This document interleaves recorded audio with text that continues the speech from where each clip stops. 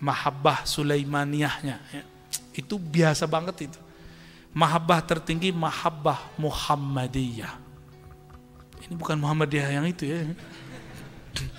Mahabbah Nabi Yuna Muhammad sallallahu alaihi wasallam. Karena beliau disebut Jamal, maka beliau disyairkan, didendangkan ya Jamal.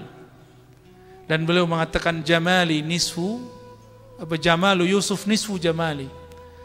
Nabi Yusuf itu membuat mak-mak sosialita di Mesir itu nggak nyadar udah gores-gores tangannya, bukan motong, nggak, udah luka-luka, nggak nyadar ngeliat muka Nabi Yusuf ya. Nabi Ucup kata orang Betawi ya. Itu nggak ngerasa, baru ngelihat muka wajah Nabi Muhammad SAW. Kata beliau, aslinya hakikat jamalku itu lebih tinggi daripada Jamal Yusuf. Jamal Yusuf cuma separuh jamalku. Ternyata jamalullah, Allah bagi seperempat untuk Nabi, separuh untuk Nabi, setengah, seperempat untuk Nabi Yusuf, seperempatnya dari awal penciptaan alam sampai surga nanti. Berarti Nabi Muhammad berapa? Jadi surga sebenarnya siapa? Haqiqatul jannah Sayyiduna Nabi sallallahu alaihi.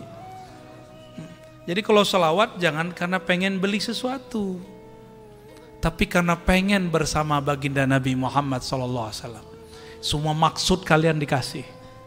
Tapi kalau niatnya karena pengen ini, pengen itu, ya selesai itu udah hilang. Nanti ketemu Rasulullah di alam akhirat. Kalau ketemu, bilang ya Rasulullah isfa'li al-madad ya Sayyidi adrikni ya Rasulullah, kata Nabi. Kan kamu sudah dapat yang kamu minta dulu di dunia. Kamu kan salawat bukan untukku, kamu salawat untuk dirimu. Nah ini da'i ilallah ini harus diajar bersolawat lillah, bukan bersolawat li ghairillah. Berpuasa lillah, karena Allah mengatakan as-saumu li, puasa itu untukku, karenaku, bukan karena ini dan itu. Hikmah kita harus dinaikin jadi hikmah ulia, hikmah yang lebih tinggi, yaitu kepada Allah Subhanahu wa ta'ala. Mau membenarkan niatnya. Jadi kalau mau niat puasa aja di belakang lillahi ta'alanya dikencengin ya, lillahi hanya karena Allah Subhanahu wa ta'ala ya. Al-muqaddir fiha arzaqal ibad, Allah lah yang mengatur kadar rizki-rizki hamba, dan itu sudah ditentukan di langit. Saya pernah menyebutkan di beberapa kejadian dan kajian ya.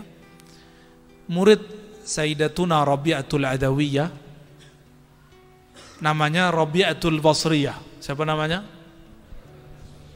Beliau ini perempuan seperti perempuan yang lain. Ini kalian belum punya perempuan kan? Belum. Coba tanya sama para kiai yang sudah laku-laku itu ya. Perempuan walaupun dia ustazah, nyai, santri, itu galau masalah rezeki lebih besar daripada laki-laki. Makanya takluknya pakai yang warna kuning. Tahu? Emas dan emas. Emasnya dan emas. Paham gak ini? Emas, tau emas gak? Takluknya pakai itu. Kalau itu rutin, aman, aman tuh perempuan di rumah.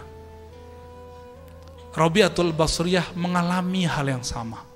Maka perempuan yang idealisnya tinggi, mau ngaji, mau nanti punya suami santri, walaupun cuma dengan tempe aku rela bersamamu. Itu berubah kalau sudah punya anak. Udah punya anak dia mulai mikir, ntar gimana anakku sekolah. Gak cukup pakai hafalan, apalagi pakai suara bagus. Mas, aku lapar. Kata si Mas, dengarkan suaraku yang indah dan merdu. Gak kenyang, gak bisa kenyang, ya. Mas, aku butuh fulus. Dengerin surat Al-Waqiah 7 kali. Kalau istri gak yakin ya gak bisa. Kalau yakin bisa. Masalahnya yakin atau enggak? Yakin itu magnet. Magnet. Kalau keyakinannya kuat, itu rezekinya ketarik. Saya adalah saksinya di muka bumi. Bahwa orang yang menguatkan magnet Ar-Razzaq dalam dirinya, maka rezeki datang. Orang dekat sama yang Razzaq, rezeki datang. Jangan cari rezekinya, cari Razzaqnya. Carilah Allah yang maha memberi rezeki. Rezekinya ngikut. Mau berapa aja dikasih, tapi yang sabar. Ya, kita kan bukan Tuhannya Tuhan, ya kan? Bener nggak? Kalian Tuhannya Tuhan, terus bisa minta tuh, ya Allah, saya butuh ini, kasih sekarang juga. Nggak bisa begitu. Kita bukan siapa-siapanya Allah, kita abdun. Maka tidak sopan seorang hamba mengatakan, da'autullah wa lam yujibli. Aku sudah doa kok Allah nggak kunjung ngasih. Emang ente siapa? Ngatur-ngatur Allah. Saya kan udah puasa, urusan kamu puasa. Nggak ada urusan sama Allah. Allah mau ngasih, nggak ngasih ya nggak ngasih. Tapi dia pasti memberi di saat orang itu butuh, pasti. Maka hidup tuh yang penting berkecukupan, ya.